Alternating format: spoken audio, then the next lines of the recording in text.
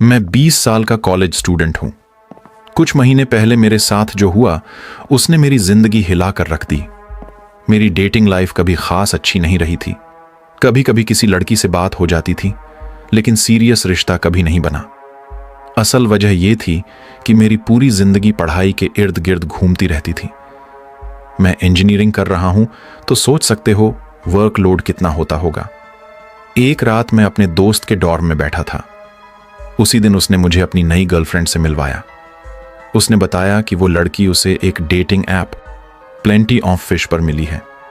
मैंने पहली बार इस ऐप का नाम सुना था। लड़की तो अच्छी लगी, लेकिन रात बढ़ते बढ़ते मेरे अंदर एक अजीब सा खालीपन और जलन आने लगी। मुझे भी किसी के साथ होने की चाहत होने लगी। यहीं से ख्याल आया, क्यों ना मैं भी ऑनलाइन डेटिंग ट्राई करूं। मैंने पहले कभी ये सब नहीं किया था, सब नया था। मेरे दोस्त ने कहा था कि प्लेंटी ऑफ फिश सबसे रिलायबल ऐप है। मेंबरशिप लेने के लिए $30 देने पड़े। मुझे बकवास लगा, पर मैंने पैसे दे दिए और अपना प्रोफाइल बना लिया। फोटो डाली, बायो लिखा, सब कुछ सेट कर दिया। पहला हफ्ता तो यूं गुजरा कि कोई मैच ही नहीं मिला, और जो 2-4 लड़कियां मिली भी या तो रिप्लाई नहीं करती थीं या साफ नजर आ रहा था कि फेक प्रोफाइल्स थीं। फ्रस्ट्रेशन बढ़ने लगा और मैंने ऐप ओपन करना ही बंद कर दिया। करीब 2 हफ्ते बाद मैं अपने दोस्तों के साथ मूवी देखने गया था। तभी फोन पर नोटिफिकेशन आया प्लेंटी ऑफ फिश से। देखा तो एक बहुत प्यारी लड़की का मैसेज था। उसकी उम्र मुझसे थोड़ी कम थी, लेकिन वो भी मेरी ही यूनिवर्सिटी की स्टूडेंट थी और ज्यादा दूर नहीं रहती थी। उसका नाम था समांथा। उसने मुझे लिखा, hey hunk, tell me more about you. Hunk मतलब हैंडसम या गुड लुकिंग लड़का। उस वक्त मैं बहुत एक्साइटेड हो गया और तुरंत रिप्लाई किया। हमारी बातें शुरू हो गईं। कुछ casual chat, I message games, छोटी मोटी हंसी मजाक। समांथा गेमर थी और मेरी तरह गेमिंग में इंटरेस्टेड। हम धीरे धीरे काफी कनेक्ट करने लगे। मेरे दोस्त भी मजाक उड़ाने लगे, भाई तू तो लकी है, जल्दी सीन बनेगा तेरा। मैं भी अंदर ही अंदर खुश था कि शायद आखिरकार मुझे कोई मिल गई। कुछ दिन सब नॉर्मल चला, लेकिन एक रात अचानक सब बदल गया। उस रात समांथा ने बातों को थोड़ा इंटीमेट कर दिया। वो मजाक मजाक में सेक्सुअल बातें करने लगी। मैं भी एक 20 साल का लड़का था, हार्मोन्स से भरा हुआ, तो मैंने भी उसका साथ दिया। धीरे धीरे हम दोनों ने रिस्की स्टेप लिया। फोटो एक्सचेंज करना, पहले नॉर्मल पिक्स, फिर थोड़ा ज्यादा एक्सपोज, और आखिर में मैंने उसे एक न्यूड भेज दिया। उस रात तो यहीं बात खत्म हो गई। लेकिन अगले दिन अचानक समांथा गायब हो गई। उसने एक भी मैसेज नहीं किया। वो लड़की जो हर वक्त फास्ट रिप्लाई करती थी, अब पूरी तरह से चुप थी। मैं मिड टर्म एग्जाम की तैयारी कर रहा था जब अचानक उसका कॉल आया। हैरानी हुई क्योंकि उसने कभी कॉल नहीं किया था। मैंने तुरंत उठाया और कहा, हेलो सैमी था। कुछ देर खामोशी रही। फिर फोन के दूसरे सिरे से एक अजनबी आदमी की भारी आवाज गूंजी, ये तस्वीरें मेरी 15 साल की बेटी के फोन में क्या कर रही हैं? मेरे रगों में खून जम गया। उस आदमी की आवाज सुनकर मेरा दम घुटने लगा। दिल इतनी तेज धड़क रहा था जैसे अभी छाती फाड़कर बाहर निकल जाएगा। मैंने बिना कुछ सोचे समझे कॉल काट दिया और घबराहट में अपने फोन से सारे डेटिंग ऐप्स डिलीट कर दिए। लेकिन अंदर से मुझे पता था कॉल काटना बड़ी गलती थी। डर था कि कहीं सचमुच कोई पुलिस केस ना हो जाए।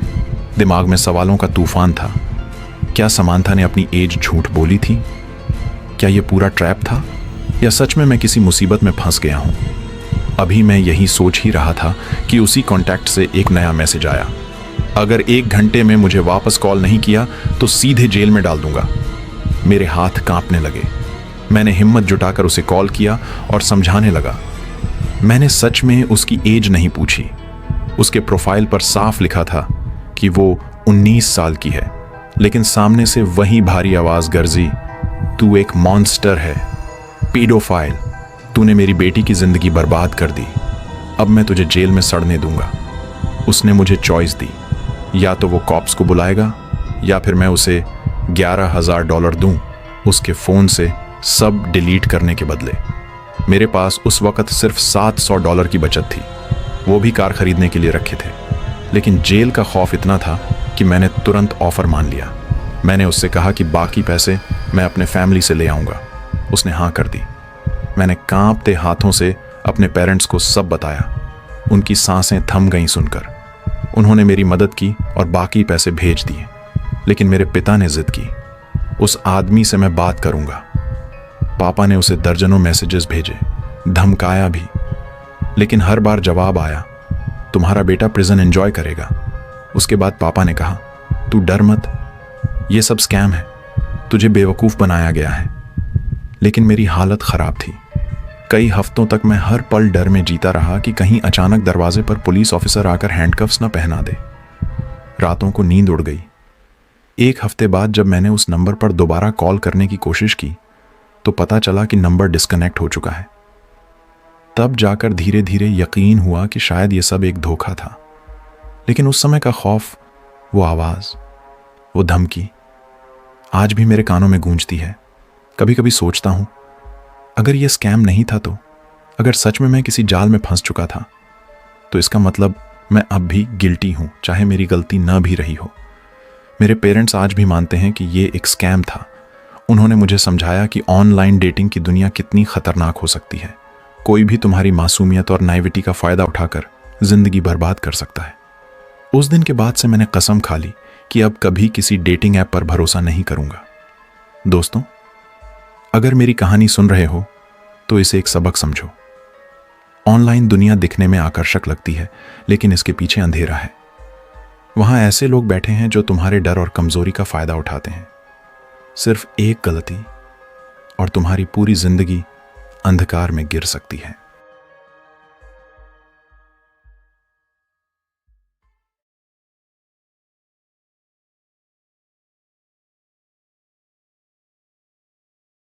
पिछले 1 साल से मैं लगातार ऑनलाइन डेटिंग ऐप्स पर थी।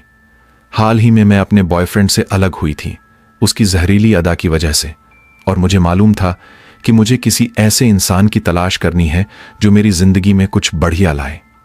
कॉलेज खत्म कर चुकी एक लड़की के लिए नए लोग ढूंढना आसान नहीं था, तो मैंने टिंडर, ओके कपिड, बम्बल वगैरह पर अपना प्रोफाइल रखा।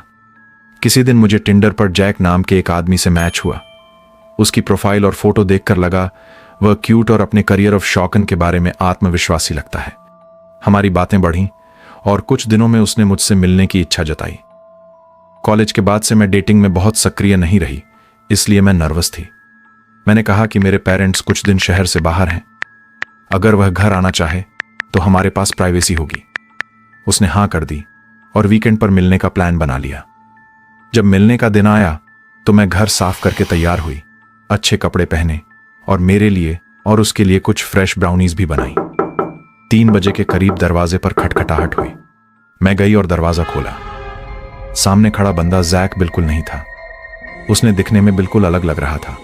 कपड़े फटे पुराने और गंदे थे और उसे देखकर ऐसा लग रहा था जैसे उसने बहुत दिनों से जिम तक नहीं गया। मैंने हैरानी में पूछा कि उसने फोटो क्यों बदली। उसने कहा कि जो तस्वीरें उसने डाली थीं वो असल में उसके भतीजे की थीं। उस वक्त दिल में अजीब सी सिहरन हुई, पर मैं बदतमीजी नहीं करना चाहती थी। मैंने विचार किया कि शायद कोई गलतफहमी है, तो उसे अंदर आने दिया। हमने सोफे पर फिल्म देखने का निर्णय लिया और मैंने खुद को उसके सेफ एरिया में रखा, जितना हो सके दूर। मूवी के दौरान मुझे बार बार लगा कि उसकी नजरें मुझ पर अटकी हुई हैं, एक अजीब घुसपैठिया तरह की घूरती हुई नजर, मानो वो मेरी रूह तक देख रहा हो। मैं असहज होने लगी। अंततः मैंने बहाना बनाया कि मेरे पेरेंट्स लौट रहे हैं और उसे जाना होगा। शुक्र है उसने सम्मान दिखाते हुए उठकर बाहर जाने की तैयारी की। दरवाजा खोलने से पहले उसने अपनी जेब से एक छोटा पॉकेट नाइफ निकाला और जो कुछ कहा सुनकर मेरी रूह कांप उठी। आज मैं तुम्हें मार भी सकता था, एशली बोलते हुए वो हंसा भी, जैसे सब कुछ मजाक हो। फिर वो मेरी ड्राइव में चढ़कर पुराने पिकअप ट्रक में बैठ गया और चला गया। उस रात उसके बारे में मैंने कभी फिर कोई संदेश या कॉल नहीं पाई, पर वह अनुभव अब तक मेरी जिंदगी का सबसे क्रीपी पलों में से एक है। उस दिन से मैं ऑनलाइन डेटिंग के प्रति बहुत जागरूक हो गई हूं और अब मैं ज्यादातर लोगों से असल जिंदगी में मिलना पसंद करूंगी, न कि सिर्फ स्क्रीन पर भरोसा करना।